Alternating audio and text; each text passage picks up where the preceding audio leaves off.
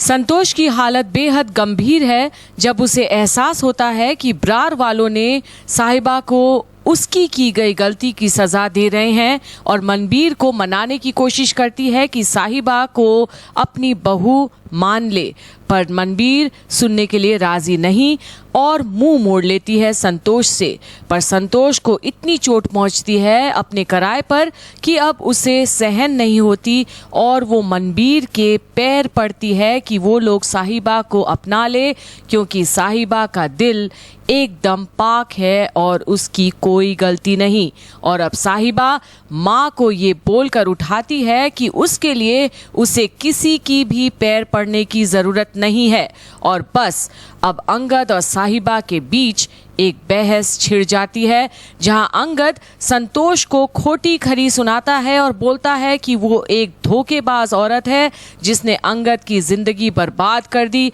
और सीरत की जगह साहिबा को मंडप में दुल्हन बनाकर बैठा दी। और संतोष को आगे कहता है कि ये जुर्म को वो कभी माफ नहीं कर सकता। पर साहिबा अंगद से कहती है कि उसकी माँ की कोई गलती नहीं है और हर माँ की तरह उसने भी अपने 3 बेटियों के लिए सपने देखे थे कि झोपड़ी में रहने वाले उनकी बेटियां को महल में रहने वाले 3 राजकुमार के साथ शादी हो जाए। और ऐसे सपने देखना कोई गुनाह नहीं है, पर माँ बस ये भूल गई थी कि बड़े घर में रहने वाले के दिल भी बड़े होए ये ज़रूरी नहीं है। और माँ से कहती है कि अब तो उन्हें समझ आ गया होगा ये बात। और साहिबा की इस बात से ब्रार परिवार वाले सभी चौंक जाते हैं। पर अंगद को साहिबा की गई बातें सिर्फ एक डायलॉग लगती है और बोलता है कि वो अब पुलिस को बुलाएगा और संतोष को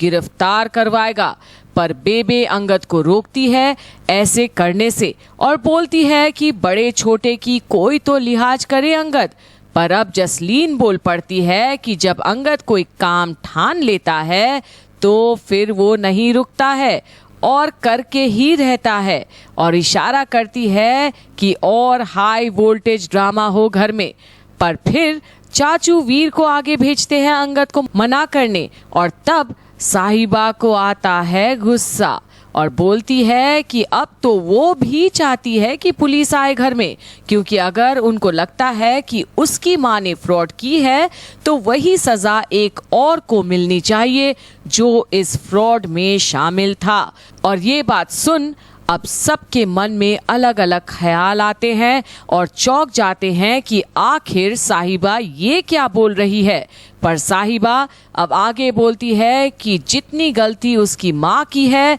उतनी ही गलती उस सदस्य की है जिसने उसकी माँ को ये आइडिया दी थी कि साहिबा को दुल्हन बनाकर भेजें। और अब तो मनबीर भी लड़की पुकार कर पूछती है कि क्या ये आइडिया देने वाला ब्रार परिवार वाले का था, और साहिबा फिर हाँ भरती है। पर अंगद को लगता है कि साहिबा तो अपनी माँ को बचाने की कोशिश में है और अब झूठ बोल रही है। पर अब साहिबा बताती है और बोलती है कि उसकी माँ ने तो दुपट्टा से फंदा बनाकर खुदकुशी करने वाली थी जब उन्हें पता चला था कि सीरत भाग गई है, और अगर उसकी माँ ने जुर्म किया है सीरत की जगह साहिबा को बैठाने की तो ये आइडिया देने वाला ब्रार परिवार का ही एक सदस्य है जिसने संतोष को उकसाया था कि सीरत की जगह साहिबा को बैठाएं शादी के लिए, और संतोष तो